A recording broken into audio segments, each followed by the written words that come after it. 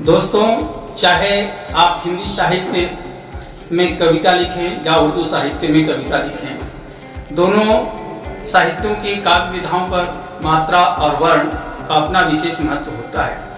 विशेषकर जब हम किसी शिल्प या विधा पर कविता लिख रहे होते हैं, चाहे हम गजल लिखें, मुक्तक लिखें, शेर लिखें, दोहा, चौपाई, घनाक्षरी, इस प्रकार से जो भी काव्य विधा करें, इनमें हमें वर्णों की और मात्रों की आवश्यकता होती है।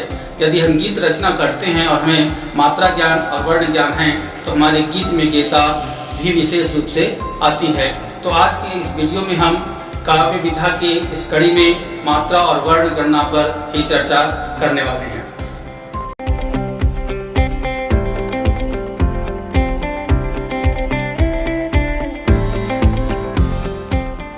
दोस्तों, मैं रमेश चौहान आपका अपने इस चैनल पर हार्दिक स्वागत करता हूं और आज हम बात कर रहे हैं हिंदी साहित्य और उर्दू साहित्य में मात्रा गणना एवं वर्ण गणना पर।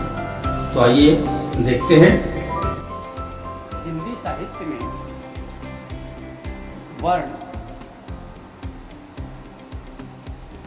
मुख से उच्चारित ध्वनि के संकेतों, उनके लिपि में लिखित प्रतीकों को ही वर्ण कहा है।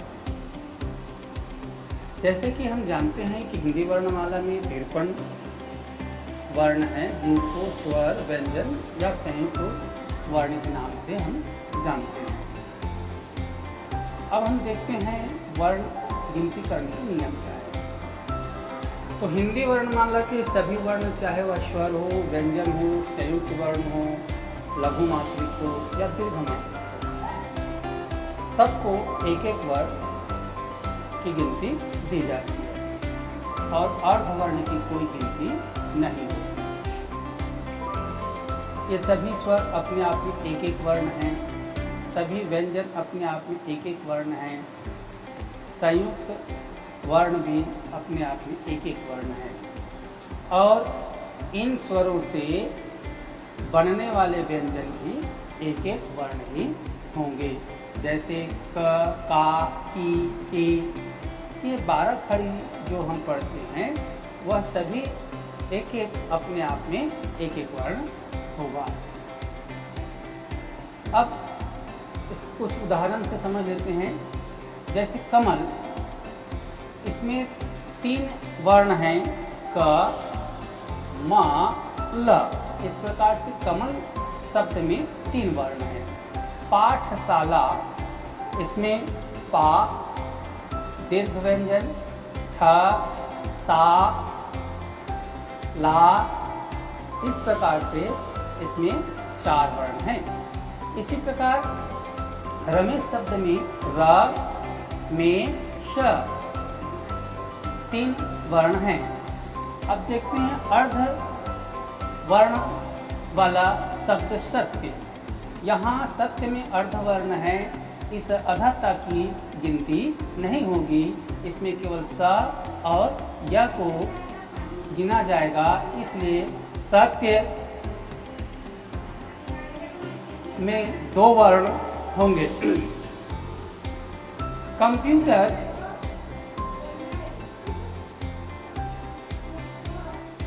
कम में जितने अर्धवर्ण हैं, इसकी कोई गिनती नहीं होगी, इसलिए क और यू, ट, र 4 वर्ण होंगे।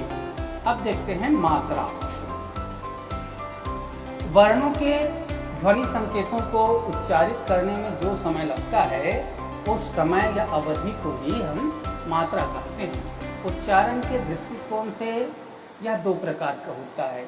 एक लघु, जिस वर्ण के उच्चारण में हाथों से जो एक चुटकी बजाई जाती है, एक चुटकी बजाने में जो समय लगता है, उस समय के बराबर किसी स्वर व्यंजन के उच्चारण में लगने वाले समय को लघु मात्रिक कहते हैं और इसका मात्रा भाग 1 होता है। गुरु, इससे जब ज़्यादा समय लगे तब ऐसे स्वर या व्यंजन को हम गुरु कहते हैं, जिसका मात्रा भाग 2 होता है।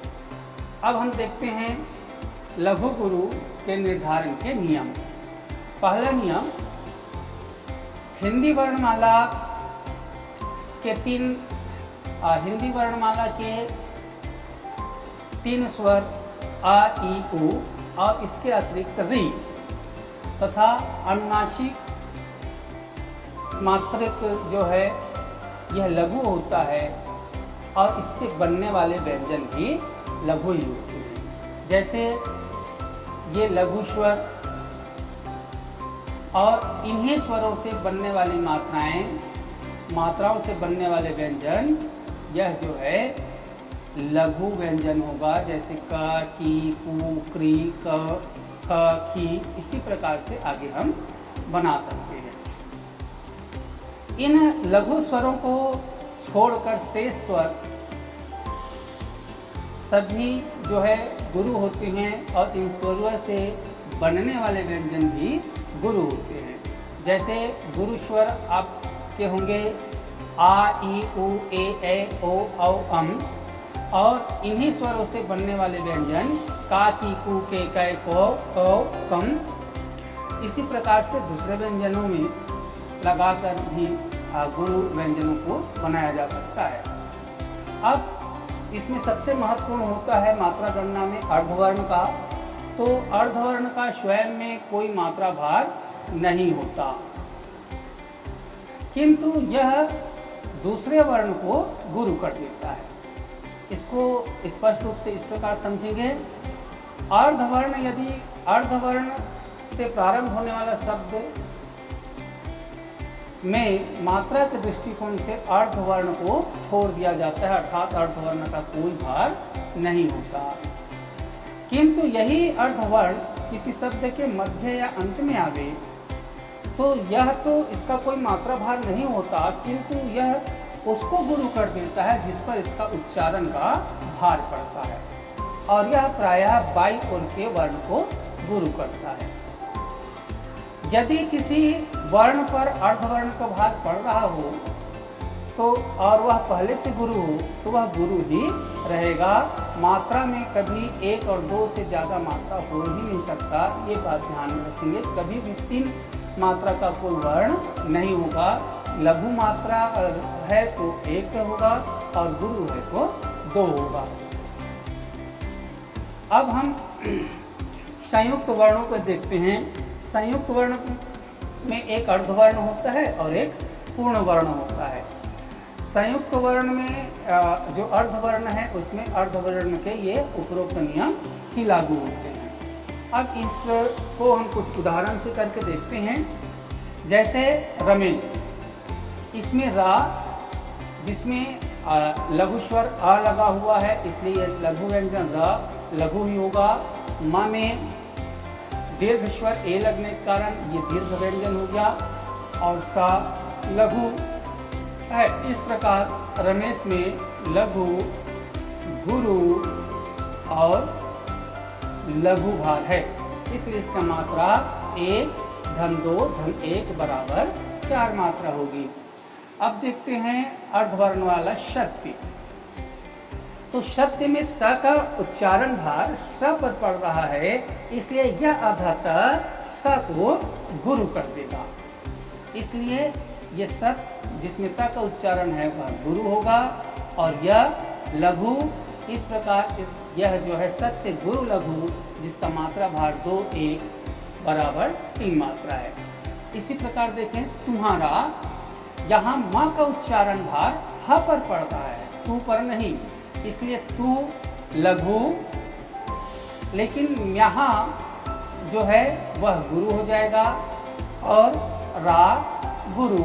इस प्रकार से इसका मात्रा भार 1 धन 2 धन 2 बराबर 5 मात्रा होगा।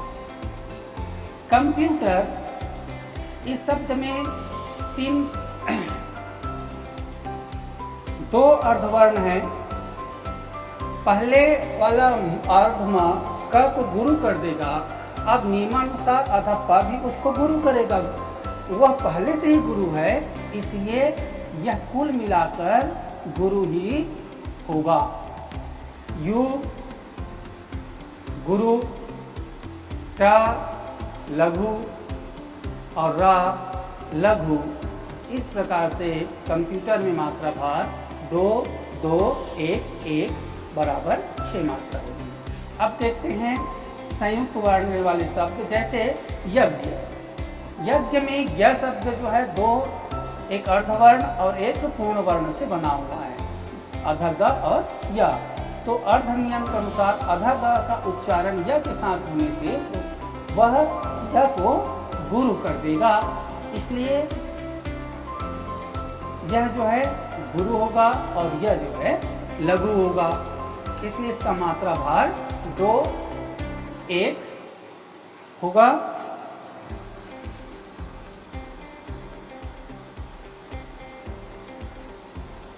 दो 1 बराबर 3। अब इसी प्रकार देखते हैं क्षमा। क्षमा संयुक्त वर्ण है, किंतु यह प्रारंभ में आया, इसलिए इसकी अर्धवर्ण की कोई गिनती नहीं होगी, इसलिए यह छ जो है अक्षा वह लघु रहेगा और माँ जो है गुरु होगा। इस प्रकार इसका मात्रा भार 1 और 2 बराबर 3 होगा। अब देखते हैं वार्णिक और मात्रिक में अंतर। जब उच्चारित ध्वनि संकेतों की गिनती की जाती है तो वार्णिक होता है, और ध्वनि संकेतों को उच्चारण में लगे समय की गणना की जाती है तो वह मात्रिक होता है। एक ही शब्द में मात्रिक और वार्णिक का अंतर देखें तो ज़्यादा स्पष्ट होगा। जैसे रमेश शब्द, ऊपर जो है हम उसकी मात्रा और वर्ण दोनों की गिनती कर चुके हैं। रमेश जो है वह 4 मात्रिक शब्द है, जबकि इसमें 3 वर्ण हैं। सत्य यह जो है 3 मात्रिक शब्द है, इसमें 3 मात्रा है, किंतु इसमें वर्णों की संख्या केवल 2 है। इसी प्रकार कंप्यूटर 6 मात्रिक शब्द है, जबकि इसमें वर्णों की संख्या 4 है। आशा ही नहीं विश्वास है आज आप वर्ण एवं मात्रा गणना से निश्चित रूप से लाभान्वित हुए होंगे। इसी विश्वास के साथ मैं आपसे विदा चाहता हूँ। फिर अगले वीडियो में एक नई काव्य विधा के साथ आपसे मुलाकात होगी। तब तक के लिए नमस्कार।